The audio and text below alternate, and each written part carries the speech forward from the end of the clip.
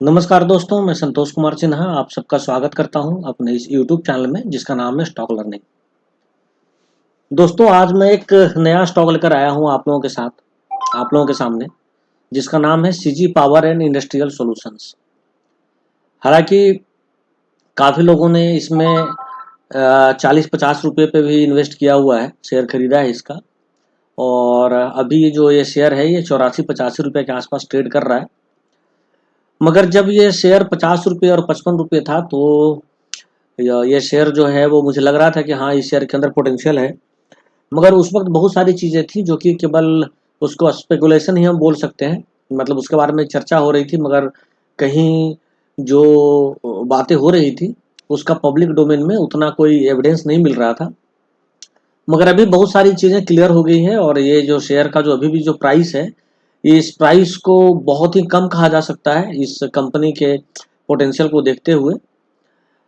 जैसा कि इसका नाम है CG power and industrial solutions, तो आप ये मत समझें कि ये जो सीजी पावर है ये अडानी पावर है या टाटा पावर है या टोरेंट पावर है, ठीक है ना। तो आप इसको उस तरीके से ना लें। ये जो पावर सेक्टर की जो कंपनी है ये इंडस्ट्रियल सॉल्यूशंस भी प्रोवाइड करती है, यानी ये इक्विपमेंट बनाती है उनके लिए। तो आज हम बात करेंगे सीजी पावर के बारे में और मैं आपको सीजी पावर का बिल्कुल ही मैं आज ब्रीफिंग करूंगा कि ये कंपनी जो है वो पहले कौन ऑपरेट कर रहा था, फिर कैसे कैसे ये कंपनी किनके हाथों में आई, जिनके हाथों में अब आई है उनका बैकग्राउंड क्या है, वो कंपनी को कहाँ तक पहुंचा सकते हैं, या इसकी जो पीयर ग्रुप की कंपनी है वो कंपनी कैसा परफॉर्म कर रही है। तो ये सारी चीज़ें मैं आपको बताऊंगा।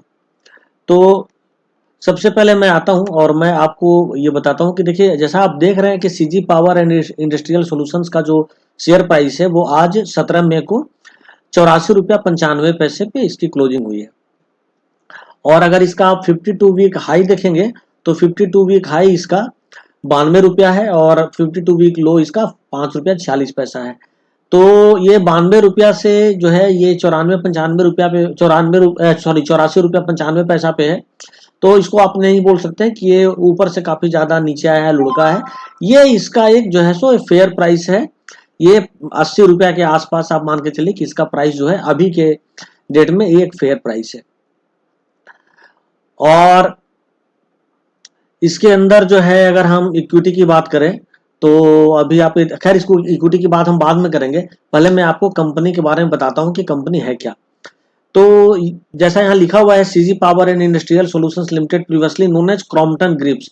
आप लोगों ने क्रॉम्पटन का नाम काफी सुना होगा।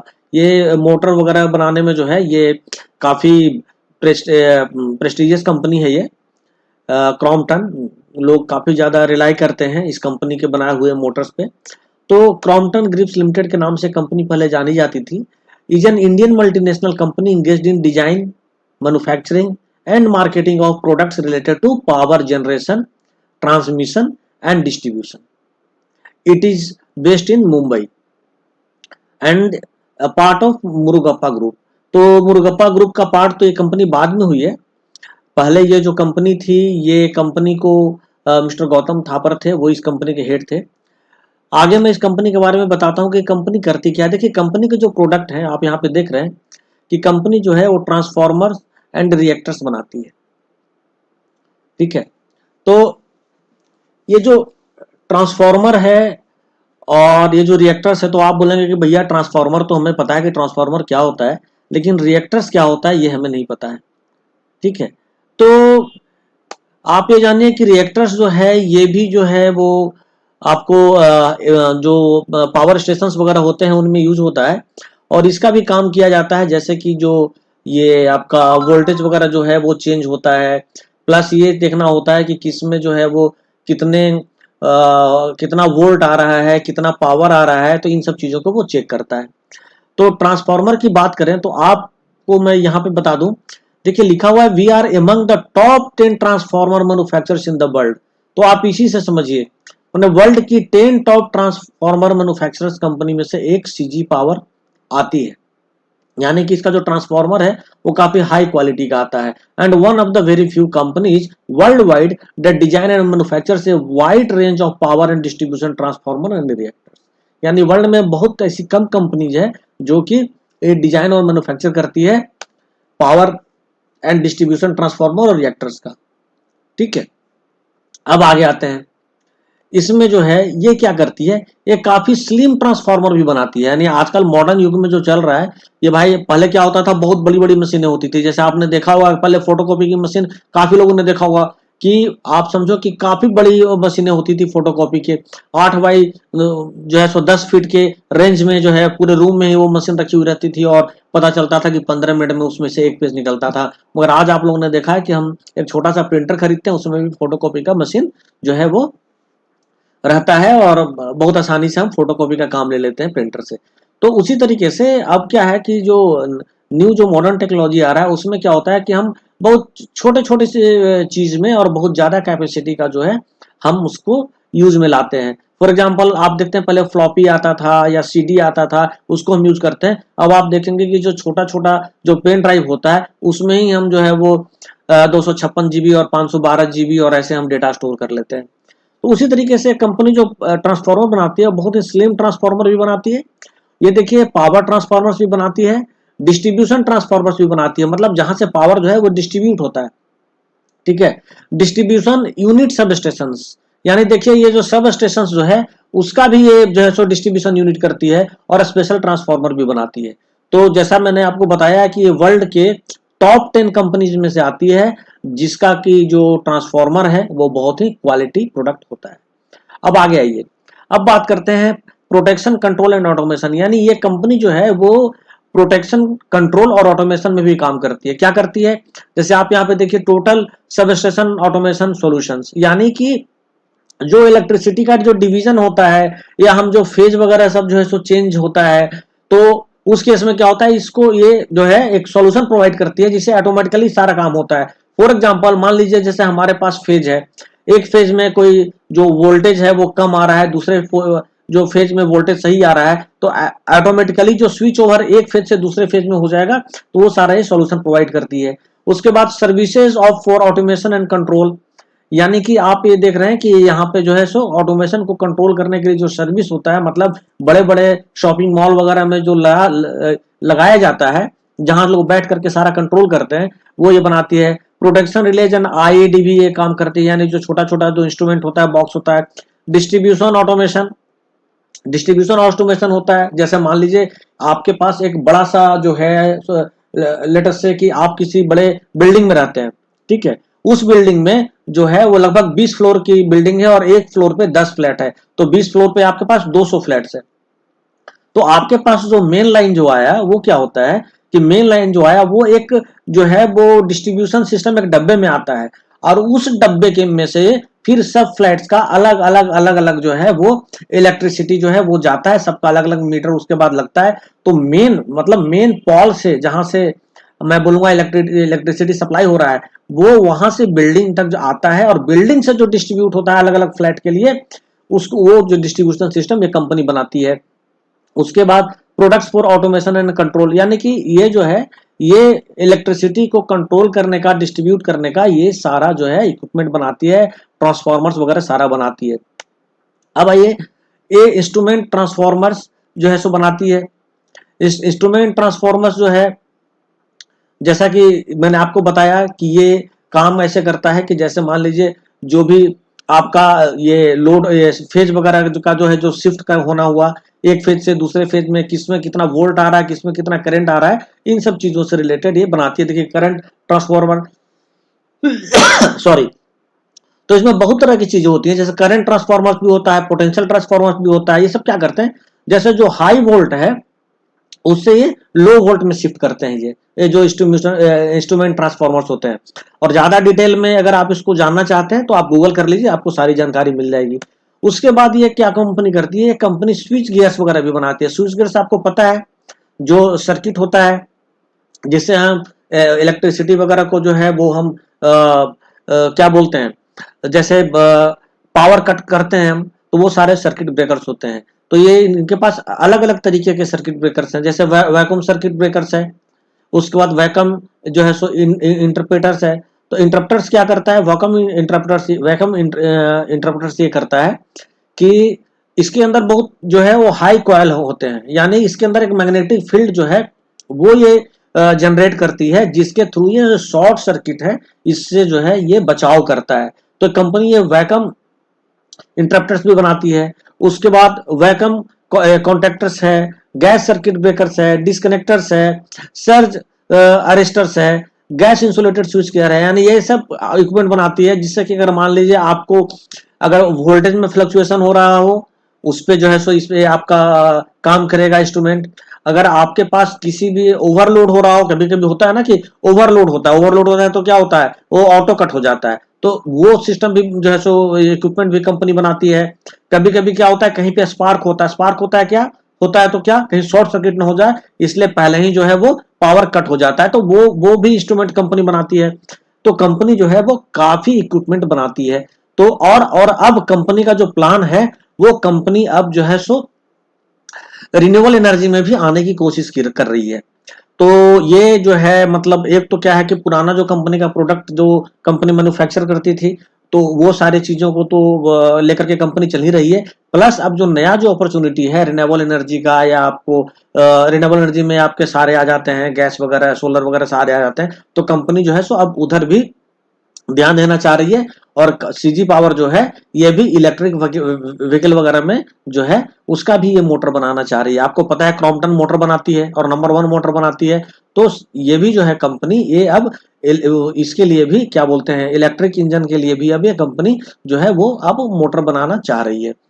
तो और अब कंपनी ने तो कुछ जगह पे शुरुआत कर भी दिया है इसका।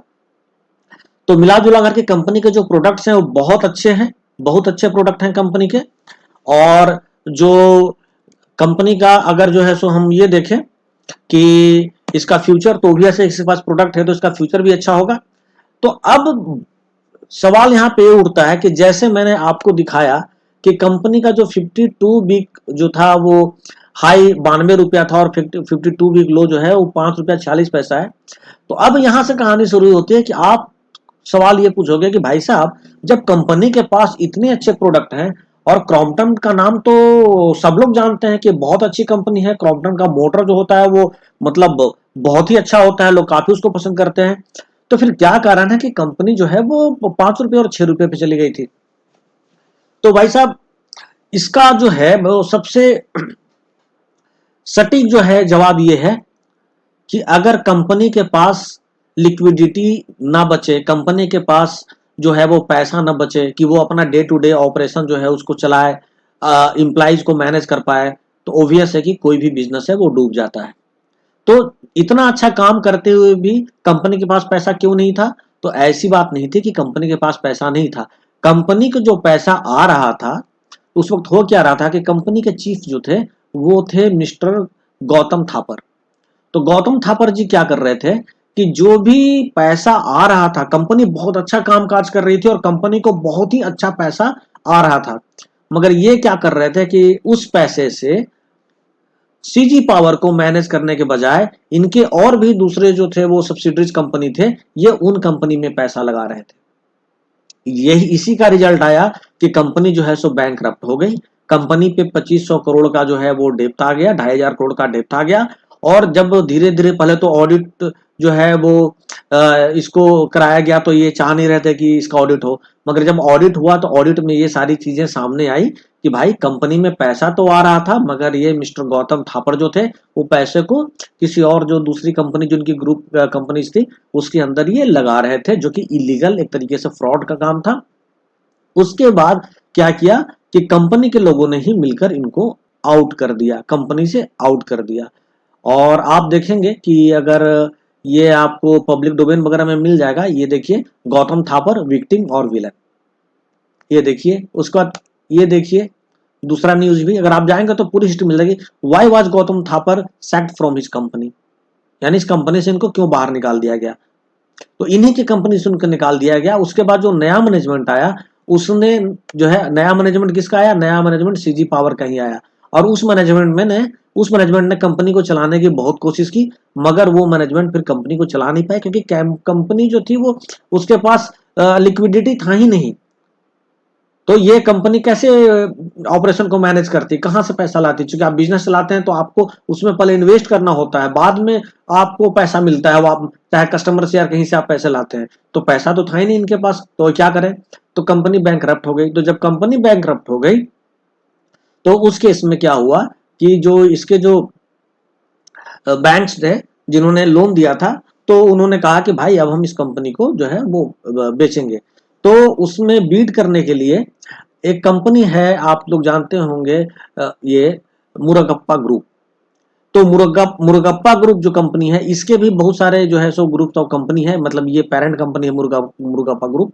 तो इसकी एक कंपनी है जिसका नाम है ट्यूब, ये देखिए इसका नाम है tube investments of India limited. ये मुरुगप्पा ग्रुप की कंपनी है।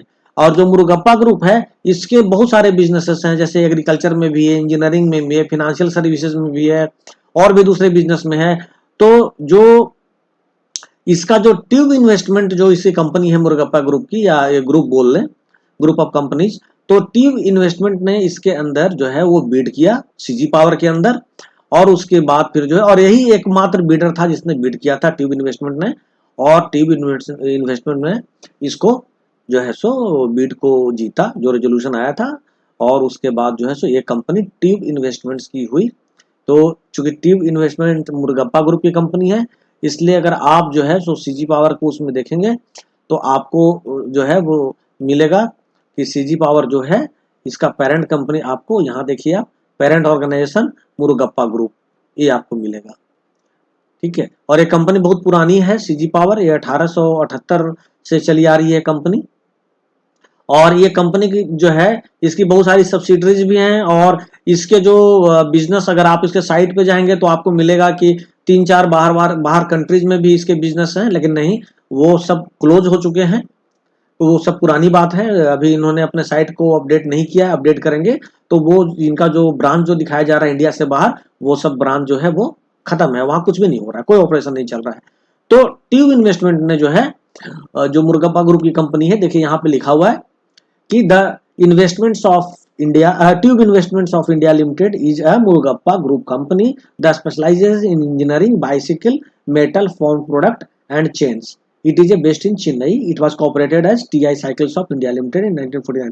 कहने का मतलब है कि जो मुरुगप्पा ग्रुप का की जो ये कंपनी है, मतलब ग्रुप ट्यूब इन्वेस्टमेंट लिमिटेड, ये actually engineering bicycles metal form products in सब चीजों को ही ये देखती है।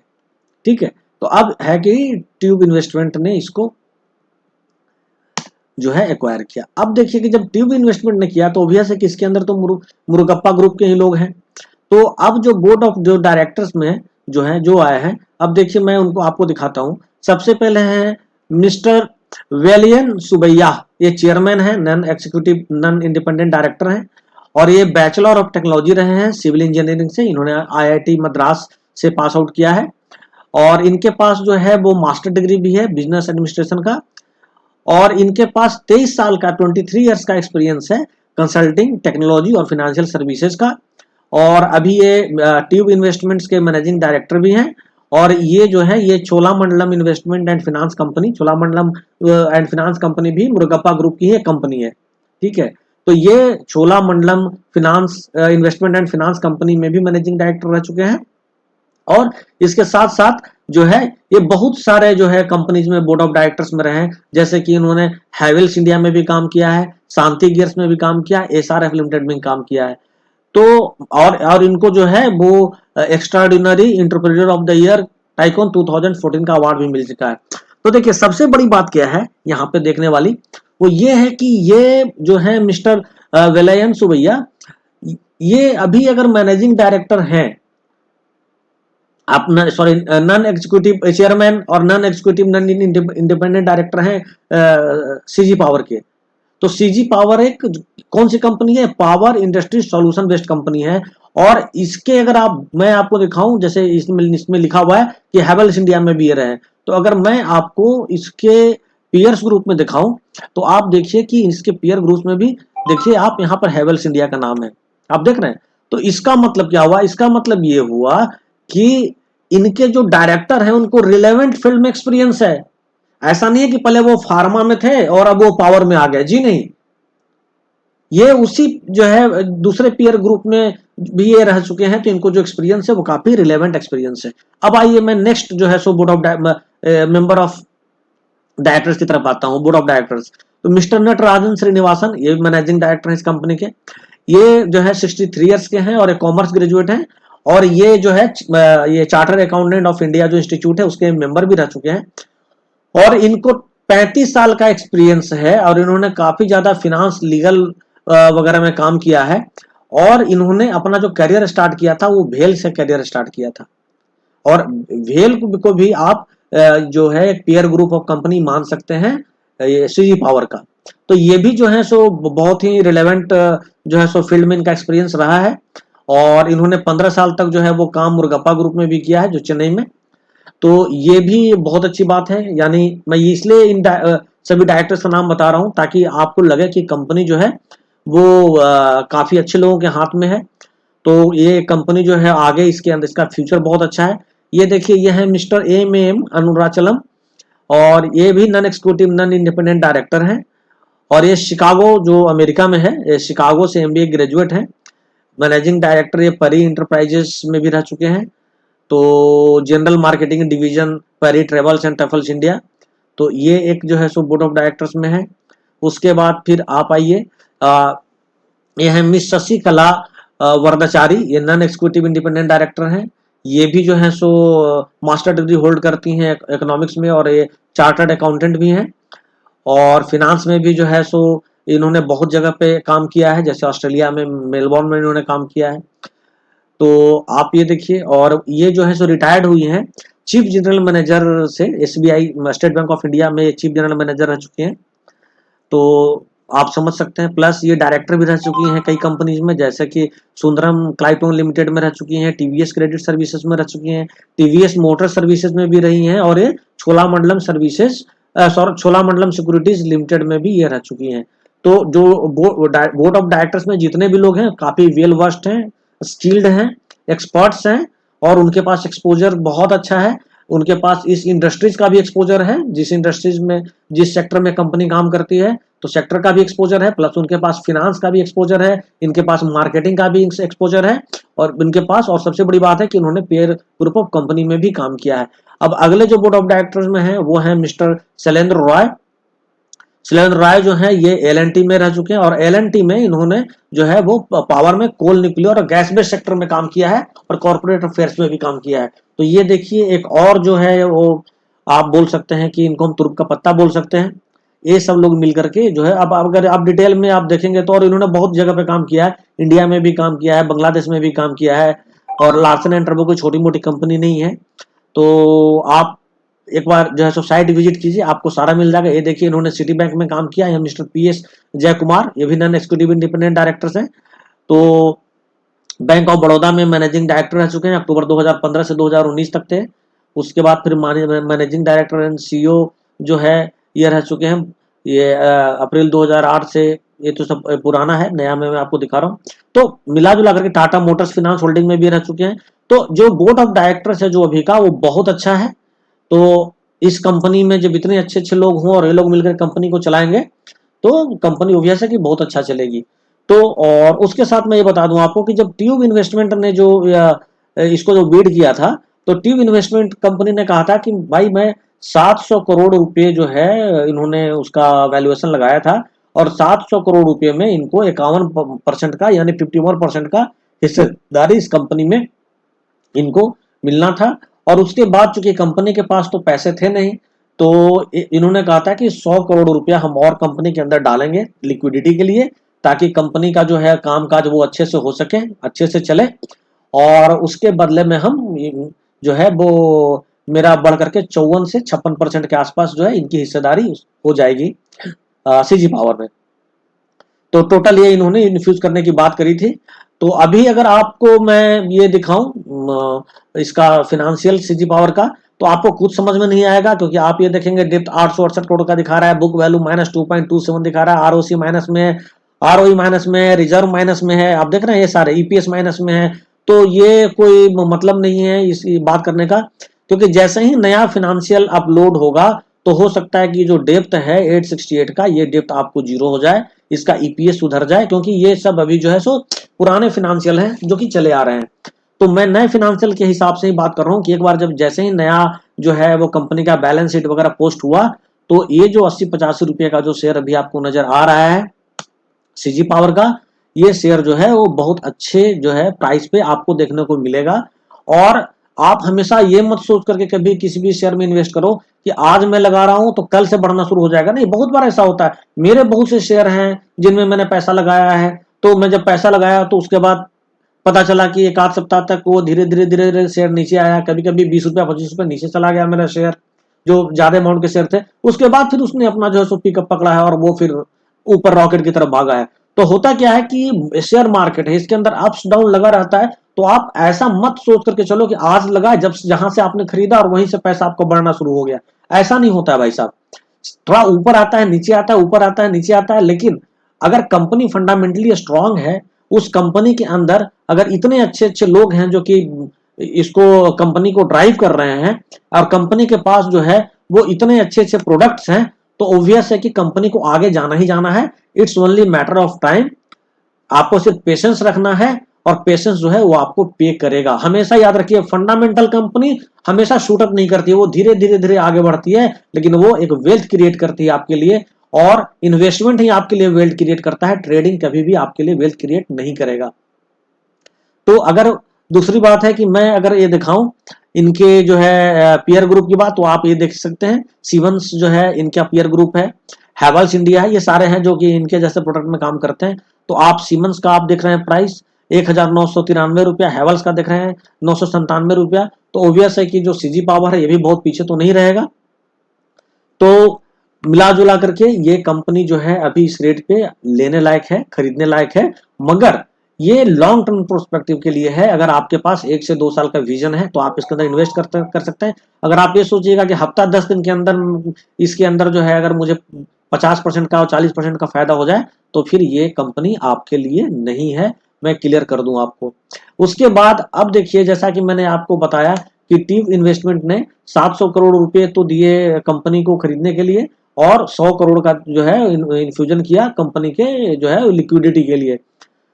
और अभी जो बात हो रही है, अभी अगर आप जाएंगे बीएससी पे तो आपको जो है सो ये लेटर भी मिल जाएगा कि अभी इन्होंने क्या किया कि स्टैंडर्ड चार्टर्ड बैंक का जो है वो कुछ जो ड्यू था, जो लोन था, उसके बदले में इन्होंने स्टैंडर्ड चार्टर्ड बैंक को जो है वो इन्होंने जो है 101 करोड़ का जो है वो शेयर अलॉट किया है, जो कि 1.38 करोड़ शेयर है। और उसका जो प्राइस है वो 73.10 यानी 73 रुपया 10 पैसे के प्राइस पे उसको अलॉट किया है। किसको? स्टैंडर्ड चार्टर्ड बैंक को, जो कि प्रेफरेंशियल शेयर है। 2 रुपया उसका फेस वैल्यू है, और जो है 71 रुपया 10 पैसा जो है वो इसके ऊपर प्रीमियम है। तो आप देखिए कि 73 रुपया पे तो इसने उसको दिया है। तो अगर आप इसके अंदर डाउन साइड भी देखेंगे तो कितना डाउन साइड देखेंगे? अगर आप इसके अंदर अगर आप ये देख रहे हैं कि 84 या 85 मान के चलिए और 73 पे उसको दिया है, तो 12 रुपया का डिफरेंस है। तो ऐसा भी नहीं है कि हमको ये शेयर बहुत महंगे प्राइस पे मिल रहा है।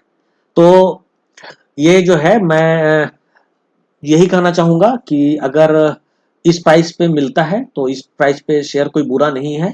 ये मैं आपके साथ जो है, जो मुझे ऐसा लगता है, मेरा जो ऑब्जर्वेशन है, मेरा जो व्यू है और मेरा जो एनालिसिस है, वो मैं आपके साथ डिस्कस कर रहा हूँ।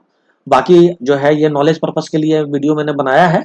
और आपको अगर इसके अंदर इन्वेस्टमेंट करना हो तो आप जरूर अपने किसी फंक्शनल कंसल्टेंट से या लीगल एडवाइजर से जरूर एडवाइस लेंगे, या किसी फंड मैनेजर से जिसको भी आप फॉलो करते हो।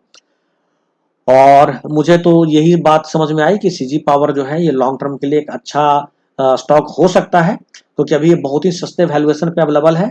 और अभी इसके अंदर जो काम काज जो चल रहा है वो तो चल रहा है कि हमने जो है लिक्विडिटी के लिए पैसा दे दिया। बाकी जो स्टैंडर्ड चार्टर्ड बैंक वगैरह का जो लोन है उसको हम जब शेयर में कन्वर्ट करेंगे तो उसका जो डेप्थ है और कम हो जाएगा, इंटरेस्ट हमारा जीरो हो जाएगा। तो बैलेंस शीट जो है वो बहुत ही अच्छा होगा। और ओबियसली ये कंपनी जो अपना बिजनेस कर रही है वो उसके पास प्रोडक्ट्स तो बहुत शानदार हैं। तो मिला जो अगर मुझे ये अच्छा जो है वो स्टॉक लगता है। ये वीडियो बहुत लंबा हो गया होगा, अगर किसी के पास टाइम ना हो तो वो इस वीडियो को ना देखें, मैं शुरू में कहना भूल गया। और बाकी आप लोग कमेंट में बताइएगा आपको वीडियो कैसा लगा। मेरे जो चैनल का ईमेल आईडी है वो है stk.learning@gmail.com। इस ईमेल आईडी पे आप मुझे कम्युनिकेट कर सकते हैं। इसी के साथ मैं आज्ञा लेता हूँ, विदा लेता हूँ, आज्ञा चाहता हूँ। धन्यवाद। जय हिंद, जय भारत, वंदे मातरम।